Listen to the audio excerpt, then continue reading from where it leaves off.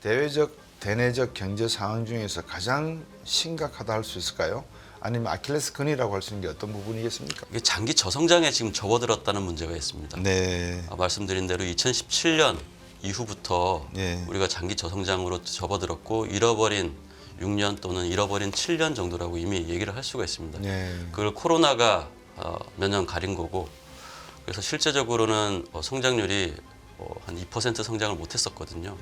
그래서 아킬레스건이라고 내수하고 수출 쪽을 구분하는 것보다는 네. 제가 보기에는 이미 장기 저성장에 접어들기 때문에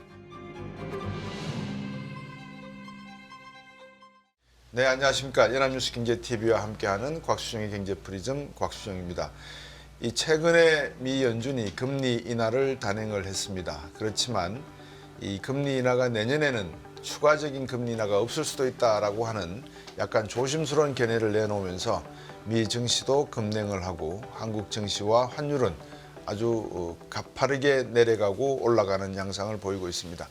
한국은행이 지난 내년도 경제성장률 발표를 하면서 1.9에서 1.8로 당초 전망치에서 0.1%포인트 추가 하락을 시켰습니다만 한국 경제가 내년에 과연 1.8%도 지켜낼 수 있을지 많은 전문가분들이 고개를 갸우뚱하고 있는 그런 상황이기도 합니다. 한국 경제 내수가 얼어붙었고 수출도 어떻게 보면 자동차와 반도체에 국한해서 잘 되고 있는 상황, 대한민국 경제정책, 또 경제 공백기 이런 내용에 대해서 우리 김상봉 한성대 교수님 모시고 자세한 말씀 나눠보도록 하겠습니다. 안녕하십니까 교수님. 예, 안녕하세요. 요즘 경제 어떻습니까? 상당히 안 좋죠. 학생들 돈 쓰는 거 보면 대충 좀 이렇게 아실 수 있죠. 학생들도 요즘에 돈을 많이 안 씁니다. 그렇죠. 모임도 많이 없고 예. 기말고사가 끝났음에도 불구하고 모임도 많이 없고 거의 도서관에 있거나 네. 집에 머무는 경우가 많은 것 같습니다. 제가 얼마 전에 인천대학 가가지고 강의하기 전에 학생식당 가서 식사를 하는데 학생식당 저녁 값이 7,000원 하더라고요. 예, 예.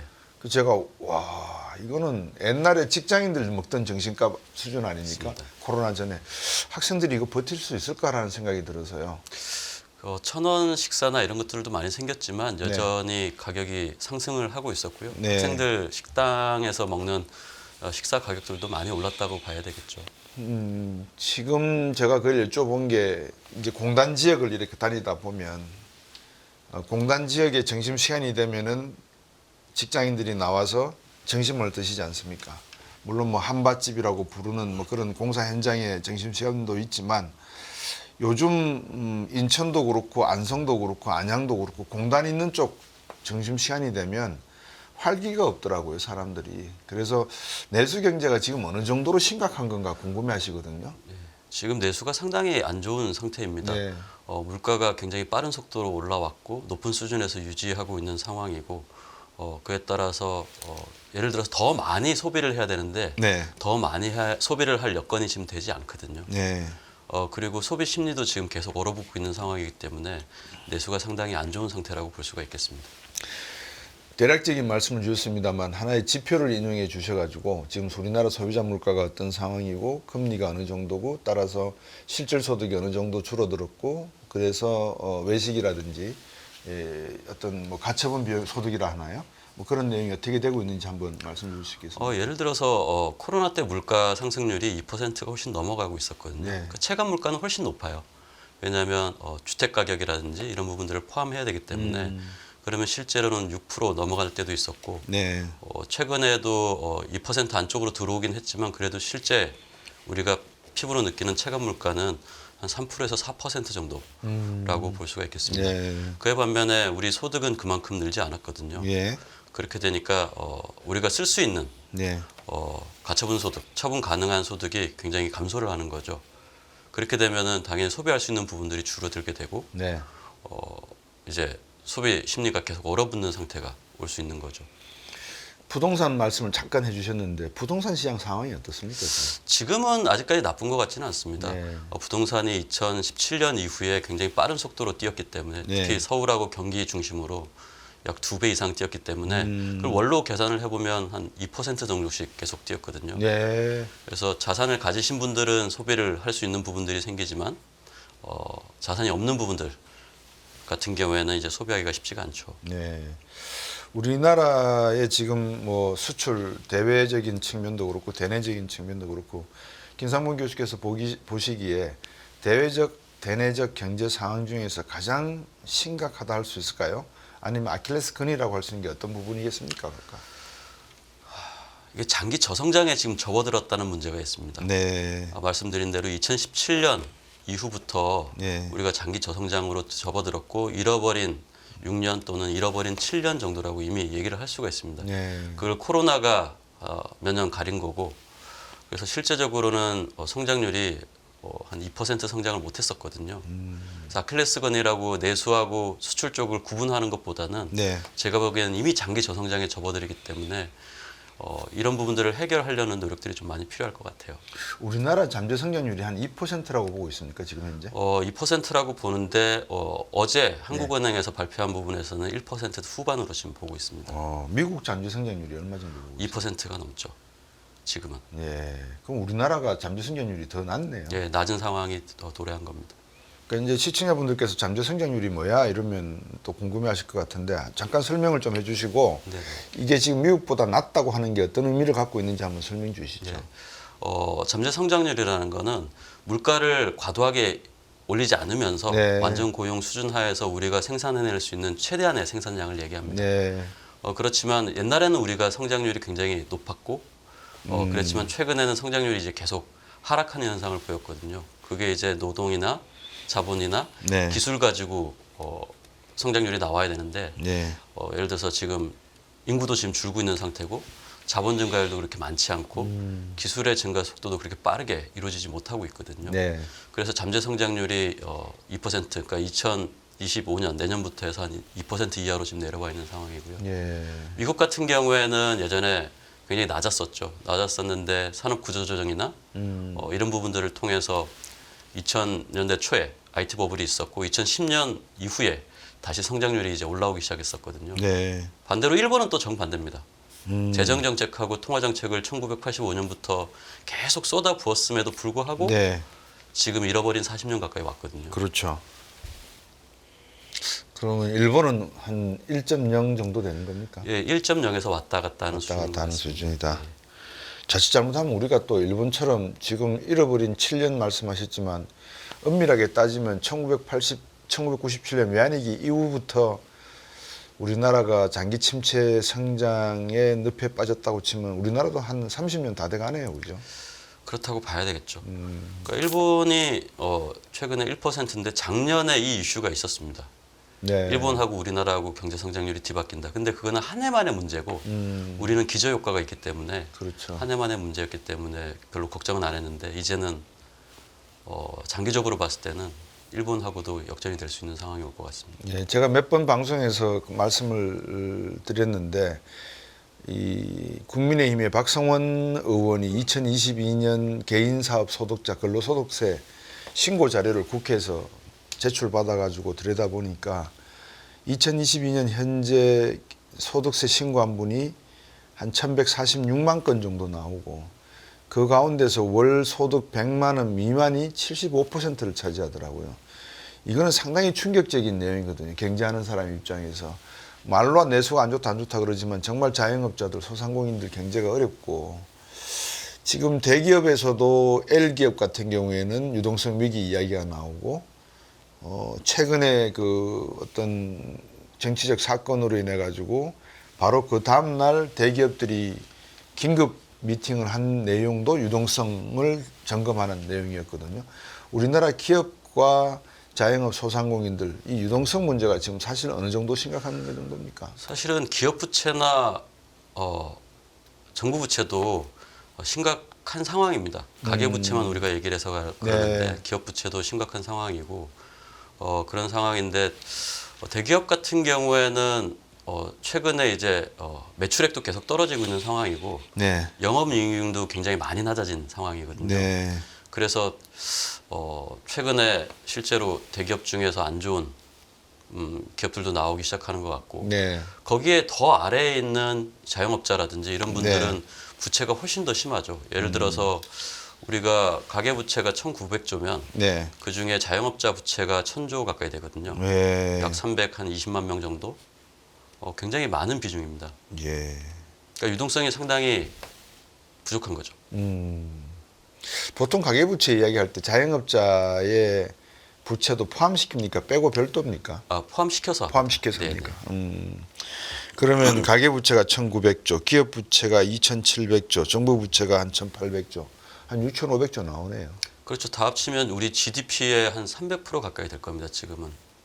일본 보고 265%라고 쟤들 망했다 그러면 우리는 뭐 망한 일본보다 더 빨리 망해야 되는 거 아닙니까? 그러면 BIS 자료를 보면은 일본이 우리보다 조금 더 높긴 합니다. 네. 높긴 하지만 우리가 그 증가 속도가 워낙 빠르기 때문에 가계부채나 이런 다른 부채들의 문제들이 계속 쌓일 수가 있죠. 그렇게 부채가 많이 쌓였으면 이거는 어떻게 해석을 해야 되나요? 예를 들면 정부가 투자를 많이 했단 말입니다. 그럼 정부 부채가 늘어나지 않습니까? 그럼 그게 일정 기간이 지나고 나면 투자에 따른 산출이 나와서 GDP 계정에 플러스로 돌아서야 되는 측면이 있고 기업도 역시 부채라는 게 R&D라든지 여러 가지 이 투자 측면으로 생각을 한다면 한 몇 년이 지나고 나면 이게 플러스로 전환을 하든지 아니면은 투자 효과가 성수 효과가 나타나야 되는데 전부 다 나타나지 않고 있다는 이 말입니까 지금? 기술에 투자한 게 아니고요. 예, 부동산에 투자한 겁니다. 기업들. 예, 기업들 같은 경우에도 자영업자도 마찬가지지만 예. 개인도 마찬가지고 우리가 주택담보대출이 한 60% 정도 되거든요. 네, 그럼 개인들 같은 경우에는 전세자금 대출은 거기에 포함이 안 되지만 그 비중도 꽤 됩니다. 네, 그러니까 부동산 가격이 계속 높아지고 있는 상황이고 전 세계에서도 OECD 기준으로 봤을 때 주택하고 건물하고 토지가 80% 이상이 되는 나라가 우리나라밖에 없습니다. 네. 그러니까 그동안에 수출하고 이런 걸로 먹고 살았다고 얘기하기가 민망한 거죠. 대기업 이야기를 조금 제가 여쭤볼까 싶습니다. 지금 걱정이 되는 게 외환위기 이전에도 한보철강, 한보 사태가 있었지 않습니까? 지금 L 기업의 유동성 문제가 있고 그다음에 부동산 말씀을 주셔서 부동산 PF 대출 지금 이거 해결이 안 되고 지연내관으로 남아 있는 걸로 알고 있거든요. 이게 본격적으로 불거지기 시작을 한다면 지금 부동산 시장의 위기 이게 가계부채로 연결될 것이고 도화선이 쫙 연결되면서 한국 경제가 부채 위기로 이어질 가능성이 있어 보이는데 이 점에 대해서는 어떻게 보십니까? 부채 위기 가능성이 충분히 있습니다. 지금 당장은 보이지 않지만 네. 이제 대기업들의 자산 구조를 봤을 때 부동산 부분들이 많다든지 네. 자산 매각을 해서 이제 유동성을 확보한다든지 네. 이런 부분, 그다음 PF 대출하고 관련된 부분, M사가 껴 있죠. 네. 그 부분 같은 경우에도 지금 아직 해결이 안 되고 있는 부분이고요. 네. 그게 이제 부채를 통해서 부채 위기가 이제 계속 올 수 있는 거죠. 이게 그렇게 되면은 부동산 가격은 계속 하락할 수밖에 없는 상황이 될 겁니다. 어떻습니까? 지금 중국 경제가 어느 정도 붐은 아니더라도 잠재 성장률 이상의 선전은 해줘야지 우리가 그래도 조금 수출 면에서 덕을 볼 수 있는 측면이 있고 이런 위기가 있으면 조금 상쇄될 부분이 있는 것 같은데 중국 경제도 그렇게 녹록지 않은 것 같습니다. 그죠? 중국 경제도 사실은 지방정부 부채 때문에 발생을 한 문제죠. 지방정부가 이제 부채를 많이 껴서 부동산 산업을 하다 보니까 네. 부동산 활성화를 하다 보니까 이제 문제가 된 거고 네. 작년에 성장률도 굉장히 뭐 그렇게 좋은 편은 아니었거든요. 내년 성장률도 5%를 보진 않는 것 같습니다. 네. 그 이하로 예측을 하고 있는 것 같고 오. 중국 경제가 좀 좋아져야 우리가 이제 수출할 수 있는 부분들도 좀 많이 생길 거고 네. 이런 부분들이 생길 텐데 중국 경제가 그렇게 녹록지 않을 것 같습니다. 보통 어떻습니까? 경제학자분들이 저 시뮬레이션 돌리면 회귀 분석을 하면 그런 말씀들을 많이 하시잖아요. 중국 경제가 1%포인트 하락하면 한국 경제는 얼마 하락한다. 어느 정도 하락하는 걸로 나옵니까? 예전에 제가 했을 때는 한 0.3% 정도였던 것 같아요. 0.3. 네. 0.3% 정도인데 예. 이 0.3%라는 숫자가 굉장히 큰 숫자입니다. 예를 들어서 한 국가에 의존하는 숫자가 그 정도이기 때문에 그렇죠. 예를 들어서 중국이 6에서 4%, 2%가 내려가면 우리 성장률은 0.6%가 내려가는 거거든요. 네. 그 말씀을 듣고 보면 지금 한국은행이 1.8을 수정해서 0.1%포인트 떨어뜨렸지 않습니까? 그게 중국 경제 성장률을 중국 사회과학원이 발표한 대로 뭐 한 5.0에서 기준을 했다 그러면 말씀 주신 대로 이게 만약에 3.5 정도로 1.5%포인트 떨어지게 되면 0.4%포인트 정도 우리 성장률이 떨어진다. 그럼 우리 경제 성장률은 내년에 1.4로 갈 수 있다. 이것도 되겠네요. 예, 중국 성장률이 굉장히 많이 나빠지면 그럴 수도 있겠죠. 근데 이제 내년에 1.9%라고 이제 정부들은 얘기를 하는 것 같아요. 정부 네. 기관들은. 네. 그렇지만 실제로 민간에서 보는 거는 1.9%라고 보지 않습니다. 어느 정도로 봅니까? 보통 한 1.5에서 1.7 사이를 보고 있거든요. 네. 그러니까 뭐 소비 항목 보면은 2%를 보통 잡는데 보통 소비 증가율은 네. GDP 증가율보다 일반적으로 낮아요. 네. 지금 소비 심리도 안 좋고 이런 상태이기 때문에 낮은 음. 상태가 될 거고, 그다음에 설비 투자나 건설 투자, 네. 특히 건설 투자 같은 경우에는 여기서 변동이 굉장히 심합니다. 그렇겠네요. 내년에 마이너스 한 1.3% 정도 잡고 있는데 네. 민간에서는 더 나쁘게 보고 있는 거죠. 마이너스 뭐 한 2%, 마이너스 3%. 그다음에 설비 투자 같은 경우에도 네. 3% 정도로 보고 있는데 그것도 좀 더 나빠질 수 있는 상황이 올 것 같고요. 음. 순수출 같은 경우에는 재화만 보면은 지금 마이너스 0.4% 정도로 잡고 있거든요. 네. 그 숫자도 제가 보기에는 굉장히 어려운 숫자입니다. 지금 미국하고 통상을 벌려야 되고 중국의 성장률이 나빠지면은 수출이 더 감소할 수가 있거든요.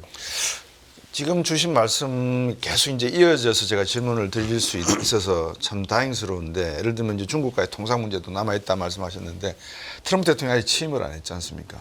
이번에 미 연준이 18일 회의 끝나고 미국 시간으로 점도표 내놓고 앞으로 내년도 전망치를 쭉 내놓은 걸 보니까 내년도 경제 성장률을 2.3으로 보는 건가 아마 그런 것 같아요. 그러니까 당초에 2.0으로 봤는데 2.3으로 좋게 보고 있어서, 파월 의장도 야 내년에 금리 인하할 필요가 없을 것 같은데 뭐 해봐야 한 번 내지 두 번 이래버리니까 정신은 그냥 급냉이 되고 우리나라 정신은 그냥 급락과 환율은 1,450원 바로 찍어버리더라고요. 내년도 미국 경제는 교수님 보시기에도 어떻습니까? 미국 경제도 실제로 나쁘지가 않습니다. 2%대 초반 정도로 계속 보고 있고요. 네. 뭐 물가도 굉장히 안정돼 있는 상황이고 거기는 이제 주택도 포함을 하니까요. 네. 그래서 그렇죠. 굉장히 안정돼 있는 상황이기 때문에 금리를 그렇게 많이 내릴 이유는 없을 것 같아요. 지금 우리가 기준금리가 3%고 미국이 4.25에서 4.5%인데 지금 발표한 거에 따르면 점도표 상에서는 내년 한 두 번 정도 내릴 수 있다는 얘기거든요. 네. 그래서 실제로 경기가 좋기 때문에 제가 보기에는 물가는 안정된 상황이어서 네. 금리를 내릴 필요는 없을 것 같아요. 한 두 번 정도에서 0.5 또는 뭐 비커스로 한 번 0.5 정도 이 정도로 예상을 할 수가 있겠습니다. 만약에 미 연준이 금리를 내리면 미국 경제가 좋다는 가정하에서 금리를 뭐 한 번 내지 두 번만 내리고 지켜보겠다라고 하는 것은 실업률 같은 경우에도 3%대 중반에서 4%대 초반 정도 왔다 갔다 할 것이고, 그러면 중국에 대한 무역 관세라든지 여러 가지 제재 조치를 굳이 할 필요가 있을까라는 생각이 또 들기도 합니다. 어떤 면에서 보면. 근데 트럼프 대통령이 뭐 한국 같은 나라는 보편적 관세를 더 추가로 하겠다, 10% 더. 그다음에 중국에 대해서는 항목별로 뭐 100%에서부터 60%까지 뭐 늘어놓을 생각인 것 같은데, 진짜로 그렇게 할까요? 아니면 어떻게 보십니까? 트럼프 정부는 그렇게 할 것 같습니다. 트럼프 정부 1기 때도 그렇게 했었고 네. 보호무역 중심으로 가다 보니까 당연히 자국의 이익을 위해서는 관세를 그렇게 매길 수밖에 없는 거죠. 이미 캐나다하고는 체결을 했어요. 그렇습니까? 네, 캐나다하고는 체결을 했고 네. 보통 이제 10% 정도, 15% 정도 얘기를 하고 있는 것 같고 중국은 말씀하신 대로 이제 분야별로 나눠서 네. 지금 이제 관세를 매기겠다는 거거든요. 물론 이제 그 문제는 또 있습니다. 관세를 그렇게 매겼을 때 미국으로 들어오는 상품들의 물가가 올라가는 문제가 발생하거든요. 그렇죠. 그렇지만 그것도 감내를 하겠다라는 겁니다. 지금 물가 상승률이 어느 정도 안정이 됐기 때문에. 네. 그러면 자 이제 미 연준이 금리를 내년에 한 번 내지 두 번 내린다. 그러면 상당히 이 강한 달러를 유지할 생각이 있다. 그럼 우리나라 지금 환율이 1,450원대에서 왔다 갔다 하는데 당분간 1,300원대 보기는 힘들다는 이야기들을 많이 하시더라고요. 그 이유가 사실은 12월 3일 날 정치적인 이슈가 생기기 전에도 1,400원이었거든요. 예. 1,400원대 초반에서 왔다 갔다 하고 있었는데 12월 3일 이후에 지금 1,450원까지 왔었고요. 이게 해결이 되더라도 1,400원대 초반, 강달러를 위주로 하게 되면 1,400원대 초반을 유지할 가능성이 상당히 높습니다. 어떤 분이 그러시더라고요. AI에게 물어보니까 1,530원도 이야기하더라. 변동폭이 심해지는 경우는 그럴 수도 있습니다. 그러니까 네. 국내 사정 때문에 변동폭이 심해져서 1,500원을 넘길 수도 있는 상황이 올 수도 있을 것 같습니다. 네. 참 이 국내의 정치적 불확실성이 지금 내수나 대외 신인도 문제에 상당한 영향을 미치는 걸로 알고 있는데, 점검을 하셨는지 모르겠습니다만 골드만삭스 정도도 그렇고 무디스는 한국의 신인도를 좀 떨어뜨릴 수 있다 이런 이야기도 하고 있고요. 제가 어제 CDS 프리미엄을 들여다보니까 오르기 시작을 하더라고요. 37 정도. 예, 맞습니다. 그다음 미국 쪽에 주가가 훅 떨어지길래 VIX 지수를 떡 보러 가니까 30 금방까지 도달했더라고요. 보니까 이 정도면은 저희들이 지금 낙관만 하고 있을 때가 아니고 뭔가 지금 비상 체제로 컨틴전시 플랜을 세워야 될 때가 아닌가 보는 게 어떻게 보세요? 단기적으로는 금융시장에 대해서 네. 정부가 어떤 대책들을 계속 세워야 될 겁니다. 그러니까 환율이라든지 네. 채권금리라든지 아니면 다른 뭐 자산들이라든지 네. 금융시장에 대해서 초점을 두고 계속 분석을 해 나가야 될 것 같은데요. 네. 그게 지금 잘 안 먹히고 있는 상황인 거죠. 워낙 우리 국내 상황이 복잡하게 돌아가다 보니까 잘 안 먹히고 있는 상황이고 예를 들어서 국가 신인도 문제도 마찬가지입니다. 그 정치적 이슈 때문에 그 신도 네. 하락 얘기가 있었는데 네. 실제로 내리지 않았습니다. 내리지는 않았는데 이제 무디스 같은 경우에는 프랑스 같은 경우에 내렸거든요. 네, 내렸죠. 내린 이유가 이제 그 재정적자 비율 때문에 그렇습니다. 예산을 갖고 왔는데 재정적자 비율이 6%가 넘어가고 있었거든요. 네. 그래서 이제 국가 신인도를 낮춘 거고 국내 같은 경우에는 아직 3% 수준을 네. 맞추고 있기 때문에 네. 추경을 하더라도 혹시 네. 하더라도 그 이상으로 많이 되지는 않을 것 같습니다. 지금 또 그런 말씀들을 많이 하세요. 제가 얼마 전에 신세동 교수 말씀을 한번 들어봤는데 아주 예리하게 찌르신 부분이 한 부분이 뭐냐면 한국 수출 괜찮다. 정부 쪽에 자꾸 이야기하는데 거짓말 하지 마라. 안 괜찮습니다. 예. 수출이 괜찮다는 건 자동차와 반도체 이야기지 나머지는 다 70%는 안 좋다 지금. 그리고 그 30%도 사실은 내용을 뜯어보면 안 좋다. 그런 말씀을 하시더라고요. 맞습니다. 한번 풀어서 설명 좀 해주십시오. 무슨 말씀인지. 일단 우리 공장 가동률이 굉장히 네. 최근에 낮아지고 있습니다. 네. 그러니까 가동률이라고 우리가 보통 부르는데 한 72% 정도밖에 안 되거든요. 그 얘기는 풀로 못 돌리고 있다는 얘기고 실제로 우리가 15개 수출 품목이 주요한 수출 품목이 있는데 네. 그 중에서 반도체하고 자동차 위주가 계속 좋았다라고 보이는데 그걸 또 뜯어놓고 보면은 그렇죠. 수량은 줄고 있고 그러니까 물량 지수라고 보통 얘기하는데 물량은 줄고 있고 금액 지수가 이제 올라가는 거예요. 가격이 올라가죠. 가격이 올라가니까 예. 두 개 합쳐서 두 개를 곱해 보면은 이제 수출 증가율은 이제 낮아지긴 하지만 그래도 플러스거든요. 그런 것 같지만 실제로 이게 감소하는 속도를 보면은 자동차나 반도체나 이것도 이제 쉽지 않다라는 얘기가 될 수 있을 것 같습니다. 근데 그 말씀이 당장 저는 접수를 할 수밖에 없는 게 중국이 반도체 이제 중저가를 곧 만들어낼 네. 것 같고 전기자동차 공습이 시작이 네. 될 것 같고 이렇게 되면 우리 자동차와 반도체도 그렇게 앞으로 힘을 펼 수 있는 시절이 뭐 많지 않은 것 같거든요. 예, 자동차하고 반도체 쪽에 의존하는 산업이 제가 보기에는 이제 조금씩 끝나갈 것 같아요. 네. 그러니까 말씀하신 대로 중국의 기술력이 우리에 거의 따라와 있는 산업들이 워낙에 많기 때문에 네. 그 산업들 같은 경우에는 저가로 또 오는 부분들도 있고 그래서 굉장히 힘들어질 수 있는 상황이 될 겁니다. 수출도 앞으로 안 좋아질 가능성이 크다. 내수 경기는 당연히 안 좋았는데 마치 대한민국이 살아있는 경제처럼 보였던 것은 부동산의 자전거래를 통해서 성장률이 건설 부분에서 조금 GDP의 건설 부분이 조금 투자가 있는 것처럼 비춰져서 그렇다. 그 말씀 같은데요. 결국은 대한민국이 수출 주도 경제에서 내수 중심으로 갈 수가 없지 않습니까? 5천만 가지고. 인구가 안 되죠. 예. 그럼 계속 수출로 가야 되지 않습니까? 어떻게 해결해야 됩니까, 이 문제를? 일단 기술에 대한 투자가 계속 일어나야 될 것 같아요. 네. 기술에 대한 투자가 일어나야 되고 그거는 이제 어떻게 보면 중장기적인 부분들인 거죠. 네. 산업별로 어떤 기술을 어디서 누가 가지고 있는지 확인을 하고 네. 그 기술에 대한 투자가 이루어지고 거기서 고용이 일어나고 그러면 또 내수도 이제 또 살 수 있는 부분들도 그렇죠. 있겠죠. 그래서 지금은 노동, 자본, 기술 중에서 기술에 초점을 둬야 될 때입니다. 네. 그게 이제 단기간에 이게 다시 성장률에 반영이 되진 않아요. 한 5년에서 10년은 지나야 어느 정도 반영이 될 거고. 그 다음에 이제 저희들이 아까도 말씀 나눈 것 중에 이제 환율 부분이 사실은 조금 말씀을 더 여쭤보고 싶어서요. 외환위기 온다. 우리나라가. 지금 얼마쯤일지 모르는데 아마 1월 초가 되면은 외국인들이 가져나가고 들어오고 한 뭐 어쨌든 결산된 외환보유고 수준이 나올 걸로 발표될 걸로 알고 있는데 교수님 보시기에 외환보유고가 12월 달 초에 발표된 게 한 4,100억 달러 정도 되거든요. 내년에는 3천억 달러 정도로 줄어들까요? 어떻게 보십니까? 줄어들 가능성이 있습니다. 지금 환율이 이 상태에서는 외환보유액이 4천억대 이하로 당연히 줄어들 가능성이 있고 네. 그리고 뭐 수출 문제나 이런 부분들도 있기 때문에 그리고 외환시장하고 관련된 부분들도 있어서 충분히 3천억대가 나올 수도 있을 것 같아요. 만에 하나 가정입니다. 이제 저희들 시나리오도 하니까 정치적 불확실성이 12월 3일 날 발생을 했습니다. 이 충격파가 지금 저희들이 경험하고 있는 바고 그 전에 대한민국이 코로나 사태 이후에 내수가 서서히 냉각이 되고 있다는 건 다 아시는 내용이고 그 다음에 만약에 아까 저희들이 짚었던 대기업 중에서 L사라든지 M사라든지 금융계 계통에서 사고가 터져버렸다. 그러면은 어떤 시나리오를 예상하실 수 있겠습니까?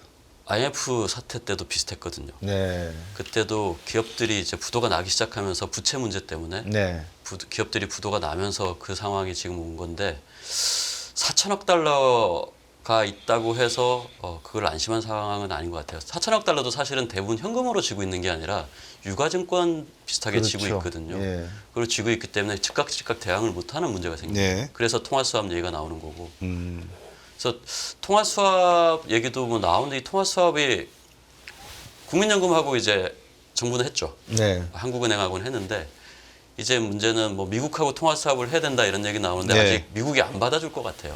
그 정도로 아직 안 돼 있기 때문에 우리가 뭐 외환보유액이 그렇게 적고 이런 부분이 아니지만 지금 외국인이 빠지는 규모를 보고 있으면은 굉장히 많이 외국인 투자자들이 빠진다. 그렇게 되면은 가능성이 없진 않습니다. 외국인 투자자들이 빠진다라고 하면 이제 보통 저희들이 이제 그렇게 이야기하지 않습니까? 4,100억 외환보유고다. 그러면 단기적으로 투기 자산으로 들어와 있는 게 한 반 정도 되니까 네네. 반 정도는 빼버려야 된다. 그러면 한 2천억 달러가 순수한 자금인데 그 중에서 한 70%는 말씀 주신 대로 미재무성 채권을 사가지고 있거나 현금은 한 400, 500억 들고 있고 뭐 급히 필요하면 이제 재무성 채권을 팔아야 되는데 이제 그런 리스크 상황 속에서 과연 한국이 위안 위기를 맞이할 수 있을까? 그때와는 다르다라고 하는 견해는 많은 것 같아요. 그때하고는 다르죠. 외환 보유액 규모 자체가 크기도 하고 그렇기 네. 때문에 그때와는 분명히 다른 건 맞습니다. 맞지만 이 기간이 길어지면 길어질수록 가능성이 없진 않죠. 예를 들어서 아까 우리가 그 미 재무성 증권을 들고 있다 그랬는데 그 비중이 얼마 안 돼요. 그렇죠. 예, 그걸 팔 수 있는 부분도 없고 원화로 한 1,000억 정도밖에 안 되거든요. 그러면 이제 나머지를 처리해야 되는데 이 처리할 수 있는 속도가 감당이 안 되는 거죠. 그래서 그렇죠. 통화 사업을 하는 거고. 예. 지금 이 상황을 어떻게 개인들은 판단을 하고 극복을 할 준비를 해야 됩니까? 대응책이 있겠습니까? 개인들은 원래 하던 소비들은 그냥 그대로 하시는 게 좋을 것 같아요. 물가가 네. 높긴 하지만 연말 약속이나 뭐 이런 네. 부분들을 굳이 취소하실 필요는 없을 것 같고요. 그 다음에 뭐 투자하시고 있던 부분들도 계속 투자하시면 되는데 웬만하면 또 국내로 좀 다시 돌아오는 이런 부분들이 필요할 것 같아요. 우리 기업을 우리가 사야 되는 거니까요. 사실 어제도 저희가 다른 분들하고 한 7분이 저녁을 먹고 있었는데 네. 국내 투자하시는 분은 저밖에 없더라고요. 전부 다 해외 투자하고 계세요. 해외 투자하거나 비트코인 갖고 있거나 코인 쪽, 네. 가상화폐 쪽을 갖고 계시더라고요. 네. 그러니까 그만큼 우리 시장은 믿지 못하는 시장이 돼버린 거죠. 어떻게 그렇게 됐습니까? 글쎄요, 뭐 정치적인 이슈도 있긴 했지만 그 전부터 이제 해외로 투자하는 게 수익률이 더 좋고 리스크는 상대적으로 적고 이런 부분들을 본 거고 그다음에 우리 기업들이 그만큼 좋지 않다라는 거를 다 알고 있었거든요. 그렇다 그러면 투자자 입장에서 국내 시장을 투자하시라 우리 주식을 살려야 되지 않냐라고 하는 것은 실효적인 측면이나 실질적 측면에서 전혀 설득력이 없는 내용 아니겠습니까? 그렇죠. 수익률만 보면 그렇죠. 수익률만 보면. 수익률과 리스크만 보면 그런데 네. 예를 들어서 기업처럼 미국 기업처럼 이렇게 자유롭게 좀 할 수 있고 그러면은 그리고 주주에 대한 뭐 이익들도 충분히 챙겨줄 수 있으면 당연히 그렇게 가야 되는데 우리는 그렇게 못 가고 있는 거죠. 재정을 조금 더 여쭤보기로 네. 하겠습니다. 결국은 이제 정부가 고려해야 될 것 중에 또 하나가 사회적 안전망도 지금은 고려를 해야 될 것 같거든요. 경기가 이렇게 어려워지면 결국 저소득층, 사회의 안전망이 필요한 계층에 대한 재정적 정책을 고려를 해야 될 건데 김 교수께서 생각하시기에 어떤 재정 정책을 지금 고려해야 될까요? 재정 정책은 크게 두세 가지 정도로 나눠질 수가 네. 있겠습니다. 아까 말씀드렸던 것처럼 산업에 대한 부분들, 네. 산업의 기술을 확보하고 기술 개발을 할 수 있고 기술 인력이 있는 이런 쪽으로 이제 재정을 네. 써야 될 것 같고요. 예. 두 번째는 안전망 부분입니다. 특히 서민들. 서민들 중에 취약계층들이 많이 있잖아요. 그렇죠. 그 취약계층들한테 예를 들어서 뭐 수면 금융을 해준다든지 뭐 이런 부분들 네. 이런 쪽에도 또 신경을 써야 될 것 같아요. 크게는 두 부분이고 그 재정을 가지고 근데 사실 재정이 그렇게 넉넉하지가 않습니다. 그렇죠. 예, 그 재량적인 부분들이 그렇게 많지 않기 때문에 통합 재정하고 아까 관리 재정 말씀하셨을 때 지금 우리나라 경제 상황에서 OECD 기준을 놓고 보면 어느 정도 수준에 와 있습니까? 그렇게 마이너스 3%라는 재정 준칙 가지고 계속 얘기를 했었기 때문에 네. 그렇게 나쁜 상황은 아닌 것 같습니다. 다른 나라에 비교해서는 네. 그러면 정부가 마음만 먹으면 쓸 수 있다는 거 아니겠습니까? 쓸 수 있는데 이제 그 사이에 쌓여 있는 부채들이 워낙 많으니까요. 정부 부채들이 많으니까 지금 D3까지 합치면 약 70%까지 와 있거든요. GDP의 70%. 네. 적은 숫자는 아닙니다. 일본도 GDP 대비 265. 미국도 재정 수지가 지금 4년 이내로 GDP 대비 113% 정도 될 가능성이 있다는 이야기가 나오고 있고 유럽은 아시다시피 2010년도 한번 뒤집어졌었고요. 전 세계가 지금 빚으로 살고 있다라는 어떤 전망도 또는 지적도 가능할 것 같아요. 이렇게 빚으로 지탱하는 세계 경제 무엇이 문제라고 보십니까? 좀 큰 질문이긴 합니다만. 빚이 적을 때는 자산이 될 수 있습니다. 그러니까 우리가 회계 기준에서 보면은 자산 그렇죠. 안에 부채가 들어 있으니까요. 그렇죠. 근데 이제 부채가 막 쌓이면 자산도 늘어나는 측면이 있지만 이 빚이 너무 많아지면은 자본 잠식 상태가 되거든요. 그렇죠. 벌어들이는 것보다 나가는 게 그렇죠. 많으니까. 그래서 예. 전 세계적으로 봤을 때도 계속 최근의 위기들은 전부 다 부채 위기들입니다. 부채 위기하고 관련이 있고 뭐 예를 들어서 인플레이션이 굉장히 높은 아프리카 국가들이라든지 네. 아니면 남아메리카 쪽이라든지 이런 위기들이 전부 다 부채 위기하고 관련된 부분들이라서 부채를 계속 늘리는 거는 바람직하지 못하죠. 네.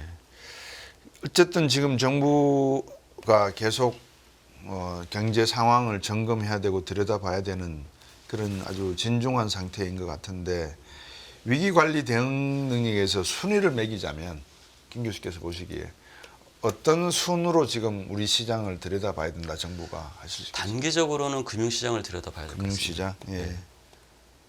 부동산 때문에 아무 그래서. 뭐 부동산이든 부채든 단기적으로는 금융시장을 계속 모니터링을 해야 될 것 같고요. 예. 그 다음에 중기적으로는 기술 그리고 사람, 사람. 예. 그리고 장기적으로는 사람하고 연결되어 있는 교육을 봐야 되는 거죠. 예. 끝나지 않은 여정, 변화의 물결소. 우리의 질문은 계속될 것입니다. 거대한 역사로 읽는 인간의 욕망과 부의 흐름. 새로운 부의 미래를 알려드립니다. 자본주의의 적은 자본주의.